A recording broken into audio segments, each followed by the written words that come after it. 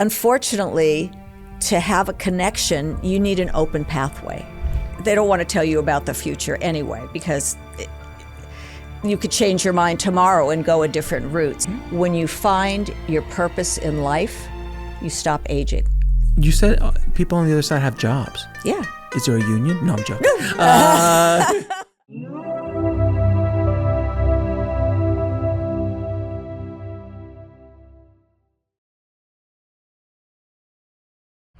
I'd like to welcome to the show Barbra Banner. How you doing, Barbara? I'm so happy to be here right now. Oh, thank you so much for coming out to Next Level Soul Studios. I really appreciate it. It's pretty amazing and it's very impressive. So it's worth seeing it. Oh, congratulations to you for putting this all together. Thank you so much. As well as you did. Yeah, I appreciate that. I have someone helping me from the other side because I realized a long time ago that I'm not running the ship.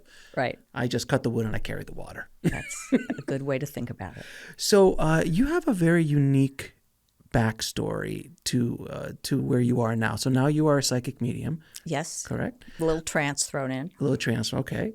But you weren't always like that. So what was your life like before this insanity came into your life? Well, I can't say I'm one of those people who saw orbs when I was in my crib or anything like that. Mm-hmm. I didn't realize, when I was about 13, mm-hmm. I said to my friends, I think I'm a witch. I don't know, but there's certain things I had, I just had really good intuition. And then the last other thing that made me realize I was interested is I've always been interested in paranormal things. And I watched all the shows and I read a book from Sylvia Brown, who's mm-hmm. way before your time. Oh, I know Sylvia. Okay, so I was interested then. Anyway, I always wanted to do, I always loved doing volunteer work. So I said, I want to get in there and lift up my sleeves. I don't want to just write a check. I want to get involved. So they're in front of me looking for volunteers for a women's crisis hotline. And it was like a 3-month training. It was grilling on every aspect. Oh, sure. Grief, incest, homelessness, everything. Sure. So it was wonderful. And I did that 14 years under the tutelage of wonderful psychologists and everything else. And then I said, okay, I'm ready for something new. I'm always reinventing myself. And I said, okay, ER at Cedars, the most fastest, biggest hospital in the country. That should give me, I'm an adrenaline junkie. Mm-hmm. I finally confessed. And there's no groups for that, so right. I have to live with it. And I've been doing that for 9 or 10 years. And then somebody told me about the LA crisis response team. Mm-hmm. And we go to scenes, the police are already there, where the family has come on the scene and it's always the body is there. Mm-hmm. And we just try to help the family, with the process, what was going on to them. Course. Yeah, because the police are too busy measuring and finding how. Doing their job. So, and that's been pretty crazy and very rewarding. And people always say, why do you do that? Mm-hmm. And I say, because I can. Sure, and it works for you. I'm the calm person at the end of the phone when, 911, like the 911 operators, someone calls up, my wife's on fire, what do I do? Well, what is the address and how did it start? They're mm-hmm. always calm. So when you're going through all of these different adventures in your life, were there hints of your psychic Not abilities? A clue. So during those kind of those crime scenes, you didn't see someone hanging out? No, I didn't see anybody hanging out. And even after I became a medium and was going out on calls, they said, you're not going to do any of this stuff on the scene there. This is not for that. So they had heard already that you had. Well, they knew I was a medium, so yeah, they knew, and I said I have no intention of that. I'm here to help the other people. So when was the first time you kind of came to grips with oh, wait a minute, I got something here? Oh, I had been going out for commercial things, and we have to do our own audition tapes, and I wanted to play it back before I sent it out, and there are orbs flying everywhere. There were not orbs flying when I was doing it, but the video was full of orbs. And I said, oh my gosh. I told my husband, Spirit wants to see me. I have to do something about that. And then it all came to me that everything that I've done, from crisis hotline to being in an ER, and then to being on the scene of deceased people, it was all a divine interference to get me to where I needed to be, which was a medium. I just looked up something, Suzanne Giesemann. She sounds credible. I'm going to go to her. So she was the first one I went to. Yeah. Suzanne's amazing. And that's when you started seeing. So what did you do when you first started to do you hear? I hear, see, feel, and sometimes, and can say their exact words, and they move me as well. I'm in a session and I'm doing the hula, and But let me ask you though, when you're receiving this information, is your psychic? Because I always like to make this distinction between a psychic and a medium. From what I understand, you can be a psychic and not a medium, but you can't be a medium without being a psychic. Exactly. So your psychic abilities, where you're hearing, as traditionally you hear the future, you hear someone's, what you see for them and so on. Is that coming? Where is that source coming from? Is that from your guides? Is it from their guides? Is it Uncle Bob? Like, where is that information coming from? It's coming from the client's loved ones. That's their. It's a hard question to answer, because I would think that every mediumship reading has a bit. You can't really keep it out. You do feel a little different when you're doing a psychic reading, other than a mediumship reading. So I just take what comes. I just say it. I trust whatever they're giving me, wherever it came from. I'll take it and I just go with it. It's trust. It's just about trust. So I usually don't feel that it's a psychic reading. First of all, they don't want to tell you about the future anyway, because you could change your mind tomorrow and go a different route. So I never tell. If people want to know how's my future, I'll just let spirit act it out, and sort of show me symbolically that it's going to be okay, that it's good, and you're on the right road, and you've got a lot of people helping you. So that's kind of where you go with it. Yeah. Have you ever gotten information and said, I really shouldn't say that to them? Yes, but it's not when you think. Tell me. You may have to block this out. I don't know what the parameters are. Sure. I a couple of years ago, that's the hardest thing for me, was learning to trust. Just whatever they do, whatever they tell you, just say it, because you can't make this stuff up. I had an older woman, and she wanted to see her mother. Okay, this I don't know if I should be saying this. Anyway, don't say their names. No. There's no names. So I'm conversing with spirit, and all of a sudden she shows me something, and I was in a group read, and I froze, because there's no way I could say that and not feel idiot. So everyone in my my practice group was looking at me like, why are you just sitting there looking? Do you know the Saturday Night Live skit, in a box? Of course. Okay. Yes. That's what I was getting for this grandmother. Okay. And it's a great song. I remember. It was great. It's one of the top 10 skits. And so I literally just had to think that spirit had a little snafu in there, and they're giving me something that doesn't belong here. And I just winged it. And then afterwards, when the guest sitter was gone, they said, what the heck did you see that you couldn't say it? And I told them, and they just were in stitches. They just it's hilarious. Yeah.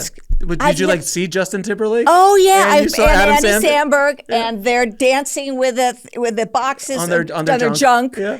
And they lift it up. I couldn't believe it. Where did that? So did you ask what the heck that was about? No, I didn't actually. I just thought it was just a little glitch. For a grandma. For a grandma and an older woman. I thought this will not go over well, and do no harm. That's what you do, no harm. I thought it could just blow up the whole thing. Really? I would have gone for it. Yeah, well, because you have to trust. I did, but I really, it was it's a tough so out of character for this little granny, like the Tweety Bird She might grandma. be a freak behind the doors. You don't know. I just said to let it go. That's hilarious. And I do ask people, is there anything, if I, go into any direction that makes you uncomfortable, just let me know. But when you are getting this information, is it coming? Do you hear it in your mind? I see it. I hear it. See, when you say see it in your mind's eye? Yeah, or see it in my mind's eye. In your mind's eye. So you see images coming in. Yeah, I saw the skit on Saturday Night Live was playing in my head. And then as far as you hear it in your mind. Okay, it's not like you're hearing someone like speaking audibly. No, I just really saw and heard the whole thing, and inside your mind. Okay, in my mind, and then I said, it's not happening, guys. So when you decided to come out of the psychic medium closet, what was it like for you? I always like asking that question because it's not an easy path to walk, and it's getting easier now than it was 5 years ago, 10 years ago. Yeah. But what was it like for your family, your friends, your colleagues? Well, I had to come out to my husband because I didn't even start by telling him I'm doing a mediumship thing. I said, I'm taking a communication class. Okay, that's benign. There's nothing wrong with that. And then when I started realizing, hey, I'm really good at this, I sat him down. I said, look, I have to tell you something. And you can either be part of it because there's some amazing things happening, or you can just say, no, I don't want to know anything. So he said, I'm in. And he's, I have to prove it more to him than somebody, Of course. So, yeah, so he gets it now. He gets it now. My mother, my mother was 103 and a half. Oh, my. And 103 and a half. You don't want to get that old, believe me. It depends on how you're holding up, but.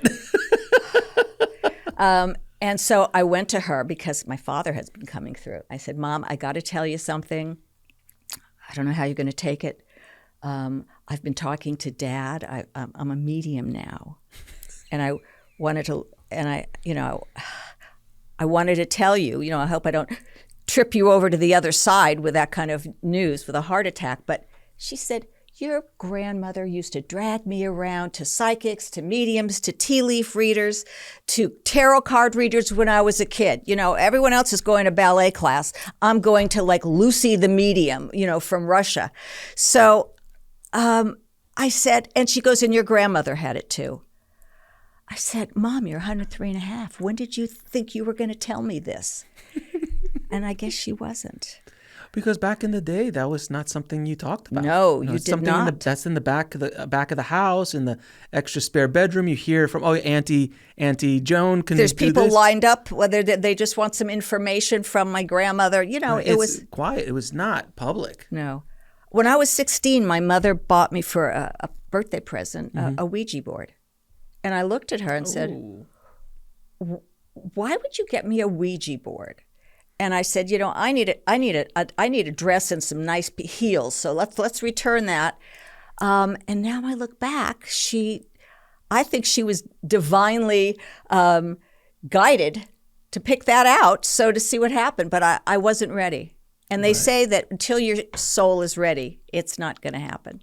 It'll happen when it's supposed to. But there is a lineage in your family of this. And for all the people that channeled for me, they all say the same thing, that I've been doing this for like 1,000 years. And that's why I picked it up. And on my first practice reading, I said, somebody named Thomas with a white dog? And they said, yes. And I said, what? I couldn't believe it. I said, it's just beginner's luck. But the word got around, and people were saying, you should hang a shingle. This was 7 months after my first class. Hang a shingle? Which I never even meditated before that. I didn't know how to meditate. So it happened really fast. When you meditate, does it, how is it different for you than it would be for me in that sense? Like, do you see things differently? Do messages start flying in at a deeper level because you're meditating? No. Sometimes I get woken up in the middle of the night by spirits sometimes because they have something they need to tell me. Oh, that must be fun. Oh, and I either have to go drag myself into my office and get a pen and start writing down what I hear. Or sometimes I just go into the den and record it, do it trance and record it and send it to the client. And it's very accurate. So it's like we all, as people who can have spiritual gifts, we all have the ability to do it. Mm-hmm. And when I'm meditating or trying to get into the mindset of trance, the whole point is not using your head, is keeping your head empty, is just listening to nothing and following. I do guided meditations and just following along. So there's no room for spirit in there for me. If I'm in a meditating sense, I got stuff to do. I got to get my head out of it. Do you put a close sign up for spirit? Because I've heard that from psychics, like there's business hours. I know some people do that, and I haven't. They haven't been too obtrusive, and I get some good stuff at 3 a.m. Mm-hmm. Yeah, it's a different. Well, you're also at a different place in your brain. Exactly. Your frequency is different. It's much better. Trance is like, the stage right before you fall asleep. Mm-hmm. It's that nether world. That's what it is. Mm-hmm. And I want to stay in that. Oh, it's the best. It's the best. Yeah, right before you go to sleep. Yeah. But I find it better when I'm just about to, I'm half awake, half asleep.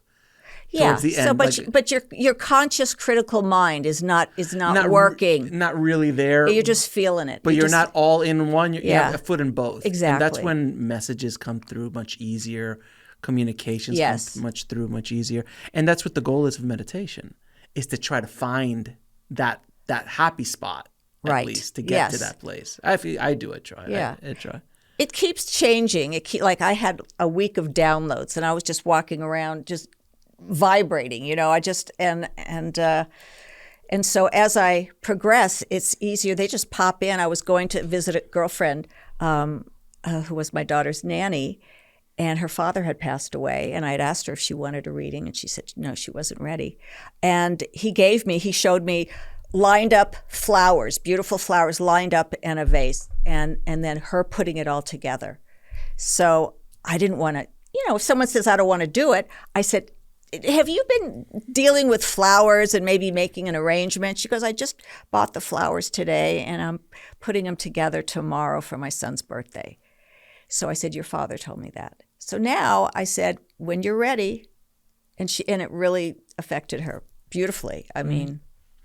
So you've mentioned trance a couple times. What do you mean exactly by trance? I know what trance channel is. Well, channeling and trance really is the same thing. Okay. It's my higher self with my guides and whoever else is coming. I just get myself into a mindset and I try to focus on something different, like I'm looking at a picture on a wall, and I try to let them do their stuff without me getting involved, because it can only go haywire if my mind gets involved. And I have to keep out of it. You have to keep your ego out. You have to keep everything out. You have to not think about it. And I just do a tape. I just tape myself, and all these messages are coming out, and my voice is, I don't sound like Winston Churchill or anything, but it changes. It changes just the rhythm of it, and I get soft, and you can understand that I'm not really a soft person. Mm-hmm. And I just let it go. Interesting. And do you know who's coming through, or is it just a group? It's usually my higher self or the other spirit that came to me that night. Oh, but it's not like, I always use this example, which is such a great example of psychic mediums work, is Whoopi Goldberg in Ghost, where the ghost, like literally the spirit walked in and took completely over the body. Completely over, no. No, that's right. But they do. I was doing a reading, and two people, she said, were very much the same. You have to give me something that I can do. And I start going like this. And I said, I don't know. It looks like she's churning butter. Yeah. And the woman just looked at me like I was nuts. Said, why am I here? I said, look, I know they're not plunging a toilet, but I think they're churning butter. And she goes, yeah, you were right. So... It's interesting. But my hand just does that. I just go into it. But it's not being they're not controlling it, but they're influencing you a bit, I guess. Right. I can't say they took over my whole body, and I don't know what's happening, but I'm mimicking what they show me. Yeah. What is the most surprising session that when something came through, you're just like, besides the junk in the box? No, that wasn't surprising. But something that was one that was surprising, funny, and profound. Okay. Either any of those three. All right. Can I have more than one? Absolutely.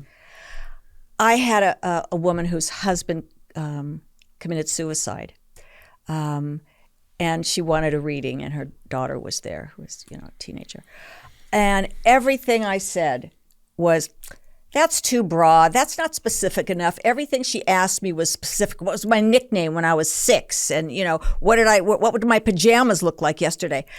And it was really frustrating for me. I was being graded on every single thing, and I knew I was not going on the podium to get a medal.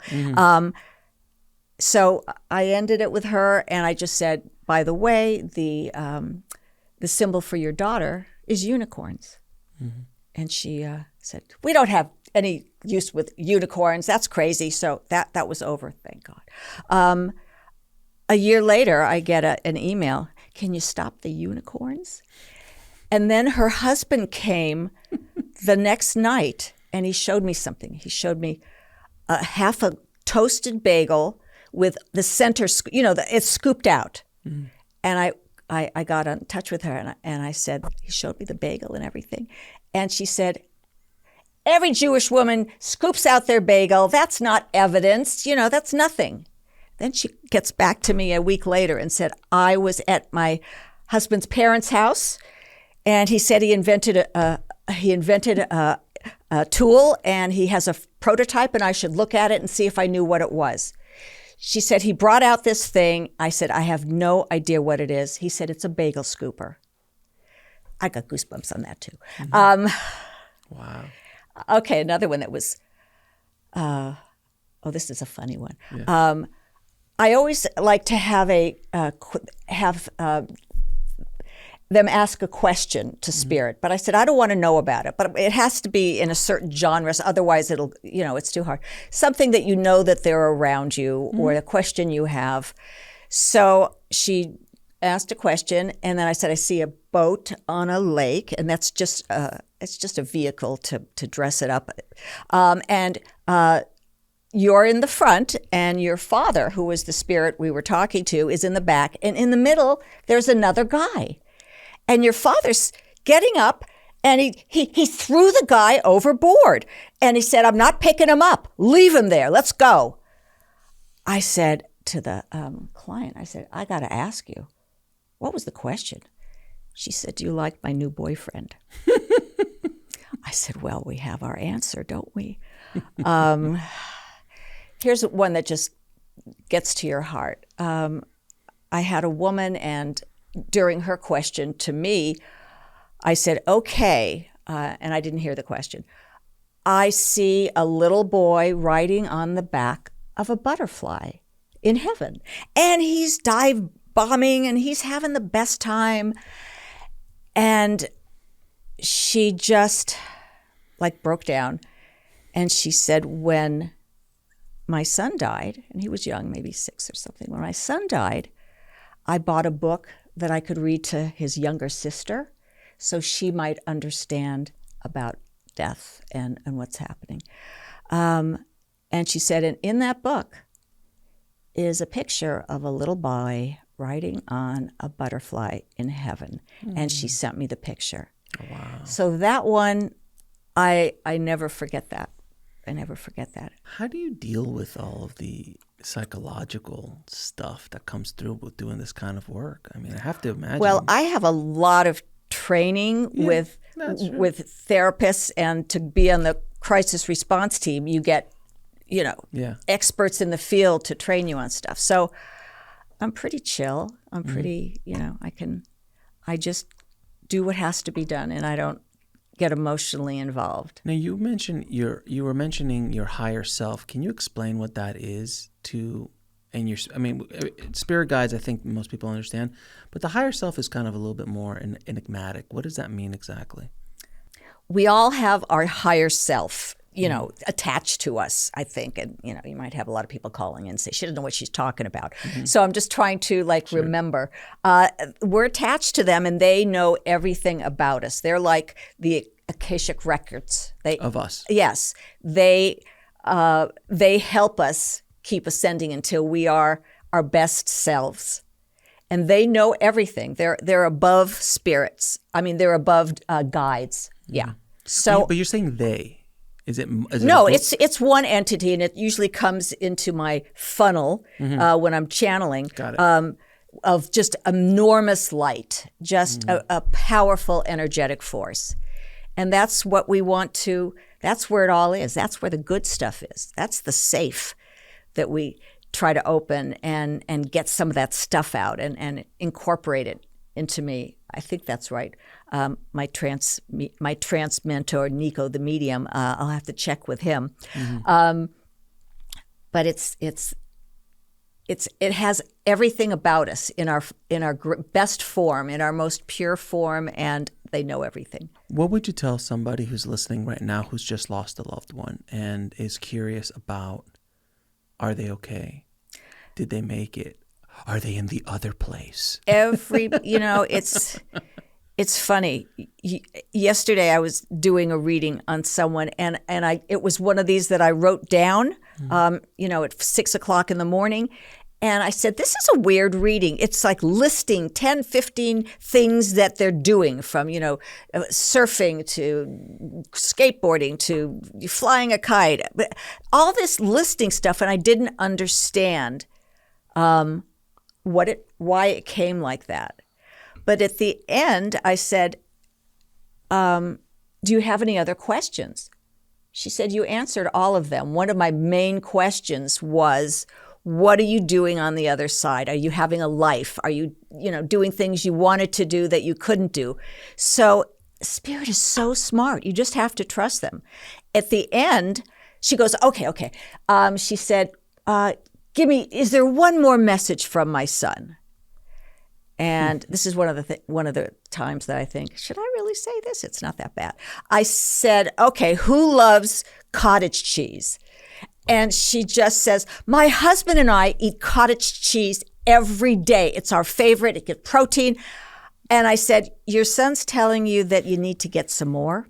So she takes the phone and goes to the refrigerator, opens it up. There's a big cottage cheese. She looks inside. She goes, I do need more. So I love little buttons on things like that. Yeah. That's super fun. So from your work, have you gotten a picture of what the other side is like? I have to say, I hear so much about, and I read so much about it. I can only imagine. I know. What I know from it is what Spirit is showing me. Like they'll show me somebody's son with their dog running through a beautiful field with the colors that you can't imagine. So what I get is from Spirit. Mm-hmm. I have not had an NDE. Yeah, I haven't had. So it's just basically images and feelings from the other side. From your work, it's one thing like, I want to talk to my son who's passed, or I want to talk to my uncle who's passed, or something like that, or mom or dad. How are the ancestors in our lineage guiding us? Or are they guiding us? I have not had ancestors come through. I'm after my last trip to Arthur Findlay College. They're going. It's a new age. The client is not the same. Old lady. You're going to have people with rings in their nose and tattoos all over their face. We've got to be ready for them. And so he suggested that the new thing is, don't just say, okay, let's just see who comes, okay? He says, let's go right there. Ask them, give me a relationship and a name of somebody you want. And it's like they always come through. You're always there. They're just, well, you know, we keep telling them your loved ones are always around you because that's what that's the way it is. So I know they're there whether they want to come through, but they all come through. And if it's somebody else, it's usually because they have a message that needs to be said right now because they don't know how long it's going to go. Mm-hmm. And so I give that message, like, look up on your cousin because she's not doing well. She's really in a bad place. And then I excuse that person, and then the other, the one that she actually wants. I'm certified with Helping Parents Heal and Mark Ireland's certified mediums, mm-hmm. and I get so many people who've lost children. It's the worst. Imagine. It's the hardest. I was called in about 2 years ago to be at a meeting for one of the groups, and after that I said, that changed my life. That had such a profound impact on me of where I'm going and what I can do. So I can't bring their loved ones back, but I can bring them closer. And that's what I try to do. I try to make them understand that they're around you.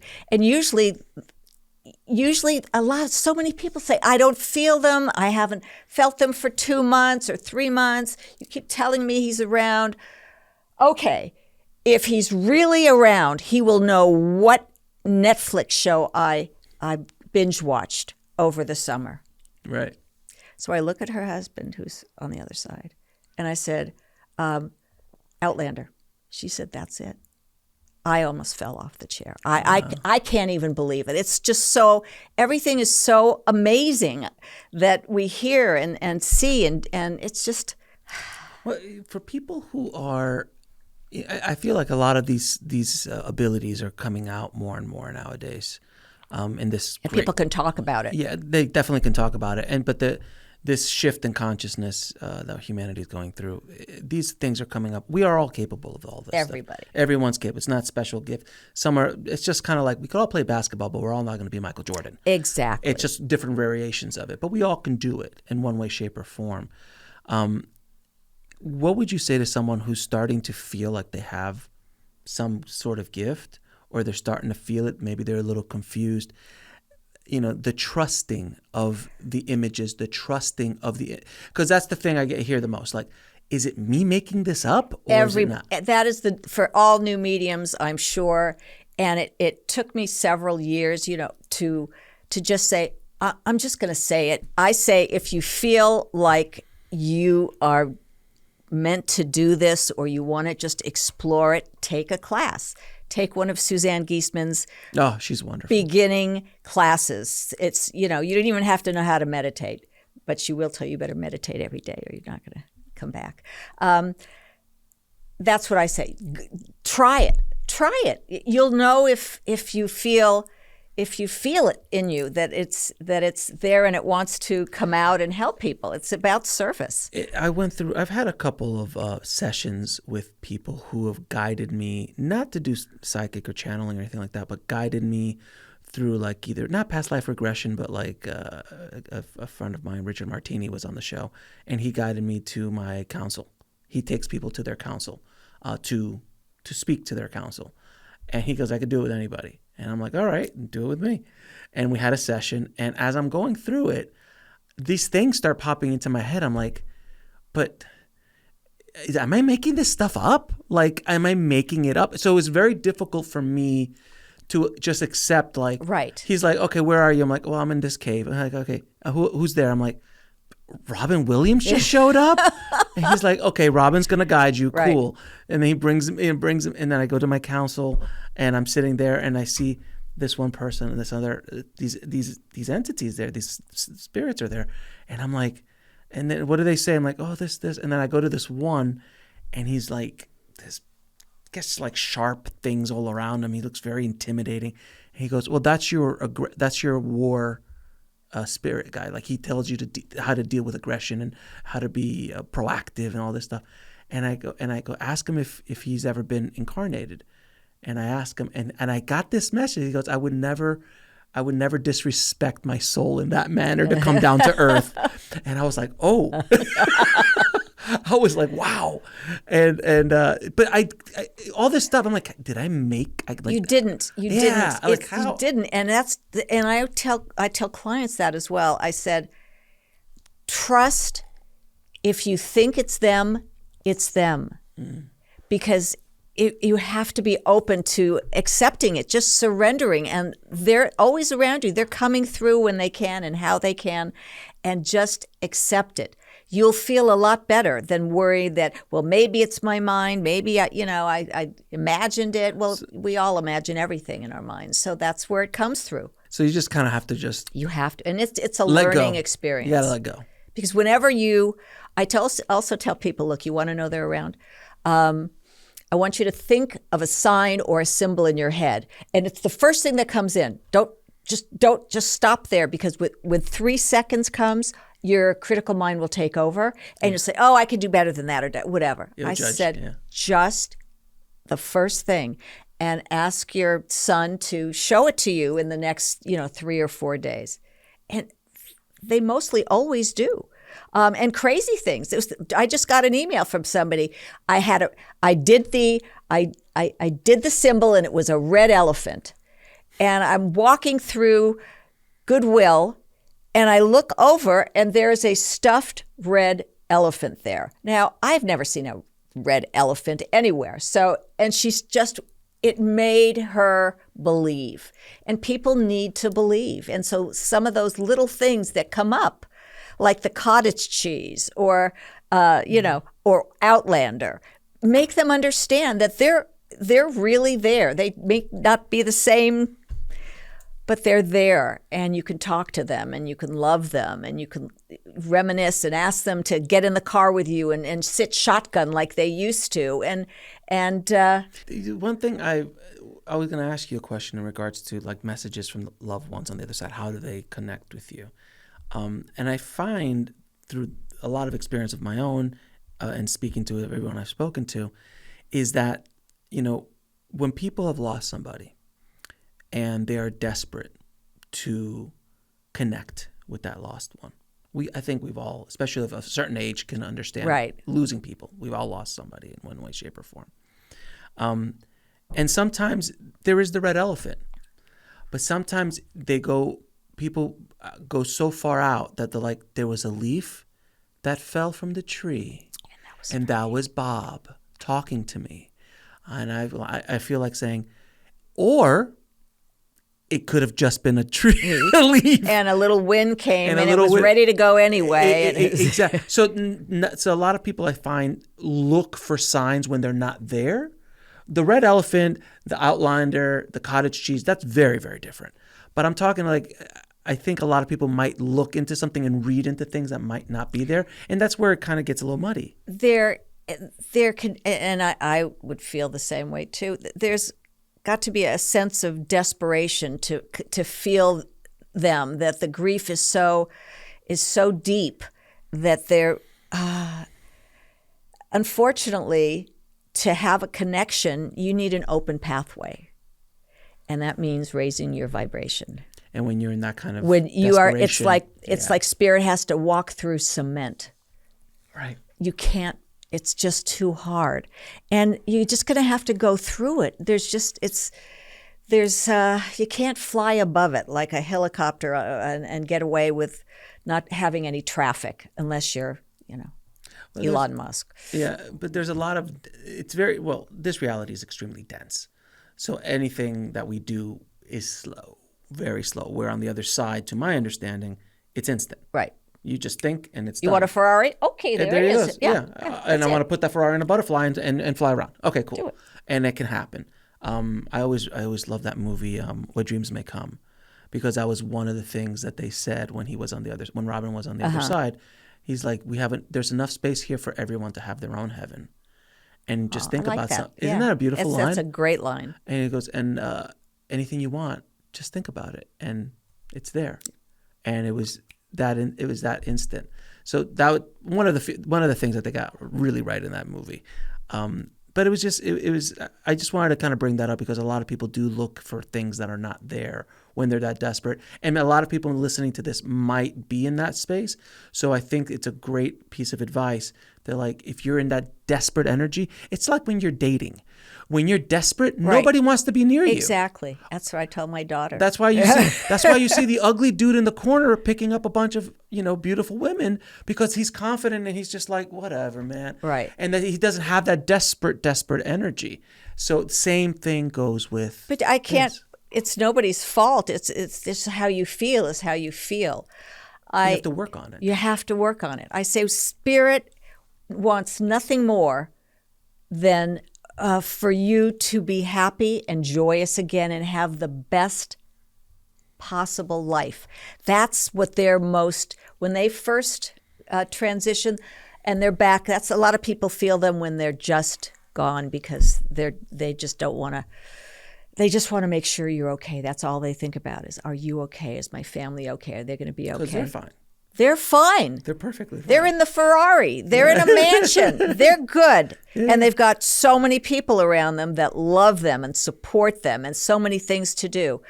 So it's tough. I actually haven't come across somebody who responded like that. Well, there was a leaf, on the ground that was after a windstorm, but I knew that leaf was for me.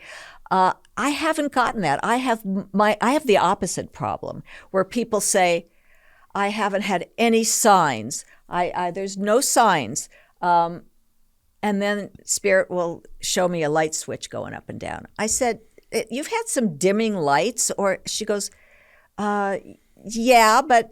And I said, she said they were all dimming, and then I called in an electrician to change all the wiring and everything. And then after he left, it was still happening. I said, don't spend money on an electrician, anybody, okay? They're trying to communicate with you. They're trying to show you they're around. So. And how do they, like, what are some examples? So that's, the light switch is a pretty abrupt one, if you will, or intense one. But is it like the songs that come on the radio? Yes. The show that pops on TV? Yes. I say you must be hearing some music on the radio that your son liked or daughter liked. She goes, yes. And I think it is from them. I said, when you get home, print out the lyrics because there's a message for you in there. Okay? And they have to do a little work too. Cheryl has the gematria, which is amazing for her. It works great, and it works great for a lot of people, but you have to really get into it and learn about it. If you like numbers, that might be for you. And they give me things. Oh, I get a bunch of this. I said, there's a little bird. And he's going to come really close to you, and he's going to stare you down, and you're going to feel like this is not normal. It's a bird, and we're having a staring contest. And I said, that's him. Does that make any sense to you? She goes, that happened 2 days ago. I said, who blinked first? So things that are specific like that, and they understand. And finding a coin. My friends lost their house in the Pacific Palisades fire. They had nothing. And I said to her, because I put the hazmat suit on and I went with her daughter to dig and see what. I said, okay, did you just found a coin, a silver coin, like a quarter? She said, yes, yesterday I was cleaning the guest room. And there was a quarter on the floor, and I don't know how it got there. I said, that's your mother letting you know she's around. And her picking the quarter, I later found out, is that her daughter and son, as a gift grandmother would give them every year, was a brand new quarter that just got minted. So it made 4 people, her husband too, so happy to know, because she was worried. Are they going to follow me to the new house that I'm renting? I said, yeah, they're going with you. They don't care about the house. That's beautiful. That's beautiful. So with the work that you're doing, have you had a picture of what actually happens to a soul when they pass? Like the process? I get different processes. Okay. Everybody, some guys, I say, well, he shot up like a rocket. It was so fast for him. Okay, and then I always see the same thing, that the loved ones just envelop them in a cocoon of love and hugging, and it's okay. And then I will get these beautiful twisting going around so softly, just floating up there. And and I get a lot of hands reaching down. And usually that has another meaning, like he wouldn't let me, he didn't want me to let go of his hand when he was in bed at the end. I had to hold his hand the whole time, and he just was squeezing it. So Spirit throws in little things that as we say them, we don't know what the real meaning is, but I find in my readings that things come around full circle. They may drop a bomb, and then by the time that little puzzle piece goes right in. Have you seen animals on the other side? I see dogs and cats. I haven't seen any leopards or anything. Horses? No. Yeah. Oh, well, the horses, a lot of people ride horses, so those come around. Yeah, I see animals, but I'm not an animal communicator. Sure. So I can't tell you, why Rover liked to, pee in that corner. But for the loved ones, because a lot of people, they want their dogs. They want their to dogs, know their pets cats, are there. Yeah. Their pets are there, and I think I got a lizard too. I said, "There's a lizard just, hanging around here." Yeah, that he had reptiles. So, there's obviously one of the biggest fears many people have, especially those of the Catholic and Christian perspective, is this concept of hell. The hellish thing, we're all going to be damned, all this. You and I are obviously going to hell because we're heretics, obviously. So just having this conversation. But have you experienced from the other side anything like that? Any chatter on the radio? I have heard that people who do really bad things, like Hitler or Jeffrey Dahmer kind of people, that they all go up, but they sort of get sidelined to the side and get therapy, and they're worked with. They don't let them into the general population. No gen pop? No gen pop. No, they're in solitary, and that's where that they try to get healed and understand. So they get special treatment, but not in a good way. They're not giving them what do you want for your last meal? It's almost kind of like, from what I understand, a loving kind of process. Yeah. So let me ask you, from your experience as well, why do you think that souls do come down here and go off the rails? Because I think I do truly believe that all babies are born with love in their heart and they're good, and somewhere along the line, people kind of skew off, whether that be through nature, nurture, experiences, trauma, whatever it is. And they skew off and they start going down paths that they shouldn't be going down. Why do you think a soul would choose to come down here and do kind of rough stuff, dramatic stuff to people? That's a good question. I don't think that anybody's got murder in their soul contract, mayhem. But we do have free will. And the trauma, I find trauma trickles down into the next generation. It really does. You can't escape it. So if you've got somebody who's, a mass murderer. In your family's line? Not in my line. No, I but hope generally, not. Yes, in your line. Yeah. And there was, you're the grandson of Attila the Hun, that you may have some dark thoughts. Just like if there's a suicide in your family.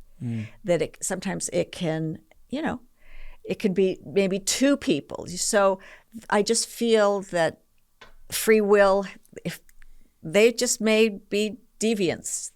I don't think they sign up to kill people.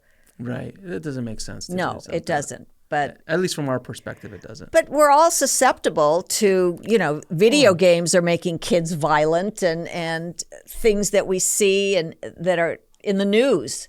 It gives people ideas. It's interesting. It's an interesting philosophical question. It is. You said soul contract. Can you explain to people what that is? Well, before we come down, number one, we pick our own parents. And that's a big one. That is a big one, I but tell we do. I tell my kids all the time, like, you chose me. I'm like, Exactly. I did not choose you. Yes, I'm like, no. you chose him. You chose me and mom.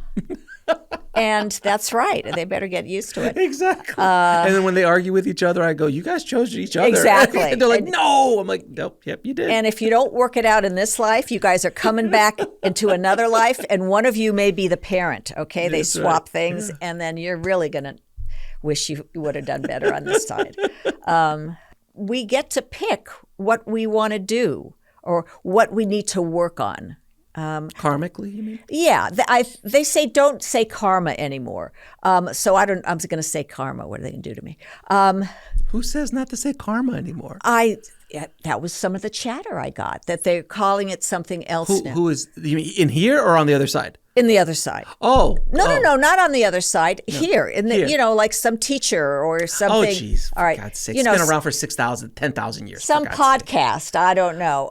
You never can listen to, don't trust anything you hear on podcasts. For God's sakes, a bunch of loons. Okay. So working off karma, learning lessons. Sure. Learning lessons in this life on how to be charitable and think of others. Because on the other side, it's all about service. So, do yourself a favor, start volunteering and helping other people. They're going to have a much smoother ride on the other side, and maybe you don't have to come back. Is it a fixed contract or is it a loosey-goosey contract? Meaning like there's points of things, big brush strokes that you need to hit, but how you get to those brush strokes are really up to you? I don't know that answer. Mm-hmm. I have not been all I know is what I've been told or what I read. Oh, we had a guest. I saw somebody that actually remembers his birth and trying out a soul contract, like Spirit saying, you really want to, be evil Knievel, it's going to be painful. Yeah. And then they let you experience what it's like to do that. And you can change your mind and say, no, I don't want to jump over the Grand Canyon. So kind of like a simulation. Yes, it's a simulation. So you have chance to understand if you think you can do it. Interesting. You've probably had him on your show. I haven't heard that one before. That's a new one for me. That was for me. That was like that was one of the people in Advancing Awareness. It makes sense because if let's say I want to be rich and famous. Like, are you sure you want to be rich and famous? Like, it sounds cool, but here, this is what it's really going to be like. And then you go, oh, maybe I don't want to do that this life. Maybe I'll wait a couple lives. I'm not ready for that yet. Mm-hmm. Let me just do, I'll be an accountant, have a family, have a lovely family, and maybe I want to travel this lifetime. Maybe I want to have a lot of kids in this lifetime, or something along those lines. Well, you can't only just pick from the fun side. You got to go to the work on whatever your problem is. If you never gave to somebody else, or never worked in a soup kitchen, or did something like that to better others. You're going to probably be doing a lot of that in this life. Right, and that's when you can say I think I need to learn about empathy. So I'm going to be born into this family that's not empathetic at all, and I got to learn because they're going to teach me these things. Mm-hmm. You go into hard situations. Yes. Yeah, because the idea is look, you could be born in the United States, you could be born in Somalia, you could be born in Russia and in Siberia. There's 1,000 million different places and situations that this planet offers a soul. And economically, the society, religion, 1,000 different options, millions of different options. So if you're coming in that situation, it was a choice to come in that life, and as a man, as a woman, right? So the people who are sewage workers, mm-hmm. they're going to get a lot of points for doing something, So there's you got to look at the balance. Okay, if I do that for 10 years, I don't have to work on whatever it is. So. I think there's always a reason for everything. That's what I find now. So you were mentioning karma, which is, we can't say it, but but you were mentioning karma. One concept I've heard of recently that I find fascinating is ancestral karma. We kind of touched on that. This is stuff that your ancestors in your line, and by the way, choosing a line to come in on is also another choice of like, okay, this family line, this bloodline, if you will, has a lot of war in it. And I'm coming in to break that, or a lot of abuse, let's say. Uncle was a drunk and dad was a drunk and grandpa was a drunk. And I'm going to stop the cycle. Yes. I'm coming in to break this cycle. Yes. So can you explain a little bit about ancestral karma and how we deal with it? Well, how it affects us? Brian Weiss, his book, One Life, Many Masters kind of thing. Of course, yeah. It says, like, just to show you that we are even now, I guess, working off karma. Like, this woman had shoulder problems all her life, his patient. And through going through all the lives that she was in the past centuries, she came upon like a soldier, wearing the red, a British soldier. Mm-hmm. And he was stabbed in the shoulder. Mm-hmm. And everybody since then has had shoulder problems. But once she and Brian got to the meat of it and realized it was gone. So I have never been ancestrally healed. So I'm not an expert. But things, as I said, they trickle down to the next generation. And if you can be the good guy and come down to the buck stops here, I'm not going to do this to my children. There's not going to be any abuse.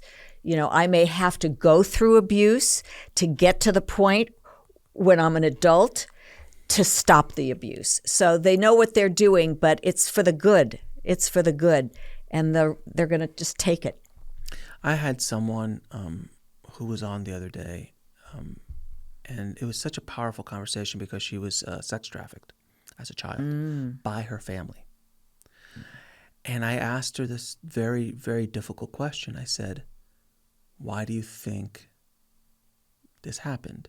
Why does good things happen to good people? Bad things happen to good people. Like, why do you think you went through this? She has such a very profound answer. She's like, I needed to go through this because now I'm helping millions to save others. And if I hadn't have gone through it, my light to help the world wouldn't have been here. And I was like, ooh, that's heavy. She's the one that came up with this thing. Yeah, she came up with that. She's the one that popularized that. I just got chills all over me on that one. She's Gloria. She's wonderful. Such a brave soul. And the biggest comment that she said, oh God, I was torn up by that episode. Right. Was she's like, most children who are sex trafficked in the world go to bed in their own bed at night. And that really, I was like, because when you think of that, you think of like Sound of Freedom, you think of The Taken, like some, right. You're taken somewhere and you're on an island somewhere. Right. We've heard that. But the concept of what she was talking, like, no, family members, yes, all that kind of stuff. So not to go down that road too far, but the question I ask you is, from your perspective, why does bad things happen to good people? Because a lot of people ask that question. And I just say, because they signed up for it. And that's a tough pill to swallow. It is. It is a very tough pill. Very tough pill there to was swallow. Something that this was going to work off, or help so many others that it's like you chose to come down and take it for the gang who can't. You're going to save others. And I also hear that on the other side, we all have jobs. And let's say the sex trafficker that passed, she will be helping other young girls or boys on the other side as they come so they can, feel comfortable with somebody who understands them. That's what I understand. So you said people on the other side have jobs. Yeah. Is there a union? No, I'm joking. what does that? I mean, because in my head, the construct that we have in our head is like, okay, they get up in the morning, they put on a suit, they go get into traffic, put on a toga, put on a toga. Obviously, there's music everywhere, angels, cherubs around. What does that exactly mean that everyone has a job? And what jobs are there in heaven or in the other side? Usually, okay, so on the other side, we are expected to be of service. That's what all of this is about for all of us, is learning to be of service to others. And that's where love comes in, and that you have no, you don't judge people on the other side. You understand that everybody is here for the same thing, to just ascend and just be the best soul you can be. And that's why we do what we do. And I knew the little boy was riding on a butterfly. It's like they show me. They're like, they guide them in. They get with them, and they help them understand more than just like meeting with your grandfather might do on the other side, that they've been through this and it's going to be fine. Very, very cool. It's interesting. Now, there's no guarantee on what I said that it's accurate, but it's accurate in my mind. Okay, it's I trust that you've seen it. You've seen it, and at least that's what's come to you. Oh yes, absolutely. Now, I wanted to ask you about the times that we're in right now, which it seems to be a bit rocky, to say the least. I mean, you come from LA, literally living up in the hills. Yeah. So I'm from LA. I've lived in LA for many, many years.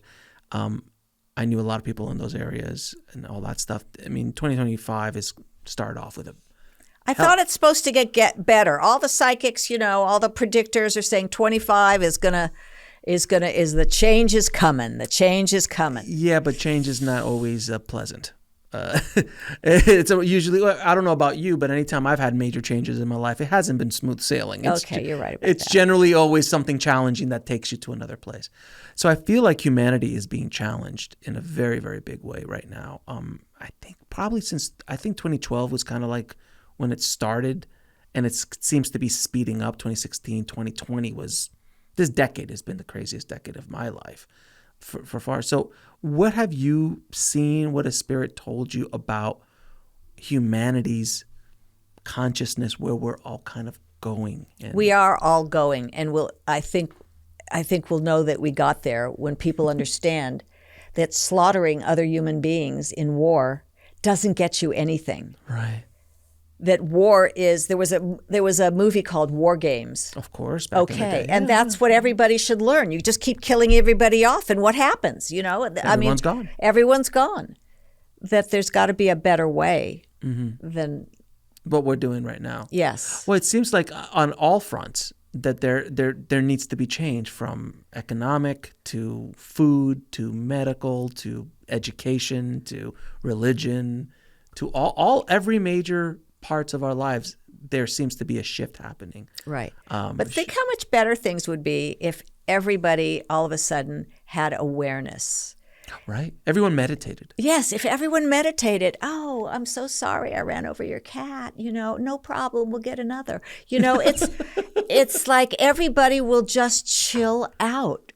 I do suffer from road rage sometimes. I get really pissed off.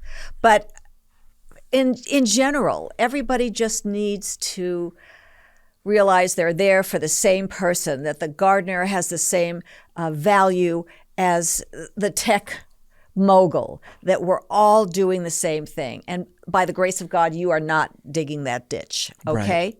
And if you don't snap out of it and stop being so selfish, your next life you could be. So has Spirit told you anything that you've seen that you kind of got like, oh, that's what's coming? No, I listen to Cry On and myself, But not much has come through Spirit from you, at least. No, you don't even ask. You know what? It's interesting. They're very evasive when I do channeling. It all sounds like very general. Most of the time, they'll come out with some really things that don't belong there that are really cool. I was channeling somebody, and it was a little grandma, and all of a sudden she said, yeah, and you can have the drumstick. the guy who was a total skeptic when we got there, he said, that's my grandmother used to save the drumstick for my grandfather. It's the only thing in the turkey that he wanted to eat during Thanksgiving. Okay, I get it now. Okay, so they give a lot of things that make sense. I want to say, instead of saying make it like that, it's a lot of times it's general, and a lot of times it really resonates. And I do not remember what I say when I'm doing that. I remember a few words maybe here or there, but I have to keep my mind out of the whole equation for it to be completely accurate. One thing I love to let people know, and because a lot of people have this illusion about psychic mediums or channels or people that do this kind of work, that they're enlightened beings, that because they are gifted, that they have been gifted with these powers, that they are enlightened and that they're above what we have to deal with here as human beings. And you just said, I have road rage every once in a while. That's when it triggered. I was like, oh yeah, let everyone know. Can you explain to people, like, that's, you're human beings. We're just human. And you're doing your own thing. Some might be more enlightened than others, but just because you have the gift doesn't even mean you're moral. I mean, there's a lot of people who use the gift that are hurting people. Right. I mean, as you said before, everybody can do this, but it takes a lot of patience and a lot of practice. You're not going to take one class and all of a sudden, know everything. It takes a long time, and you have to feel the need to do it. I felt I have to do this. I'm supposed to be doing this. I'm supposed to take this class. And that's how you go down. Yeah. And then a lot of people who've lost a child take a class or two, and they still can't do it because it's first of all, if they're starting when they're in deep grief, it's going to be really hard to assimilate all the things that you're going to learn. You have to want to do it. Have you ever gotten messages about your own life, your own future, your own people? I've asked my father or others up there. I said, when's mom going? Okay, can you just give me? And he, there's things they cannot talk about. Of course. So they've given me messages that I need to do something. They don't tell you to do it. They make it very soft and very suggestion. You have a very toxic girlfriend who's not good for you, and it's lowering your vibration. It's affecting you. So I had to do something about it. It seems like it's almost painful from the other side's point of view to watch what we do to ourselves. Oh gosh, I can only imagine. I mean, because this is a reality show for the universe. I mean, we are the reality show for the universe, I believe. But I imagine, just like a parent with a child, and you see them making a mistake, you're just like, oh God, please. Oh. But you know what? I think I've heard, and this is probably from a human being, let them make their mistakes to learn unless it's going to hurt them. If they want to go, Mom, I'm too dressed up, I'm not putting a sweater on, it's going to ruin the whole look, let them go and come back, blue. But if they're going to say, Mom, I'm going to, take the car and do a Thelma and Louise with, Susie, and we're going to see how it feels, then you have to stop them. So pick your battles with the teenagers, I'll tell you that. Tell me about it. Let them freeze. Let them freeze. I think that's sometimes what you have to do. You just got to let them, they have to feel the pain. And, I've never heard anybody who got sick from not wearing a sweater. They may have been uncomfortable, but I don't know if it translates into definitely getting ill. I don't think it gets you ill. But if you're already on the edge, right, and your body takes your resistance is down. Sure, I think that's where it is. I don't think the actual cold gets you sick. It just brings your system down to a place where the infection can get in. Yes. And I'm going to ask you a few questions I ask all my guests. What is your definition of living a fulfilled life? For me, it's helping others heal, is being a part of letting them see a little light, that there is going to be light. because there is. And there's no right or wrong in grieving. It can take one person 6 months before they're dating again. And it can take somebody 10 years and they still haven't moved forward. Now, therapists say, if you're still 10 years out from your spouse passing and you're still on the couch and haven't gotten your mail in 10 years, that's a problem. There's more going on here and you really should see somebody. So for me, it's helping others. I've wanted to do it since I was a kid, and that makes me feel good.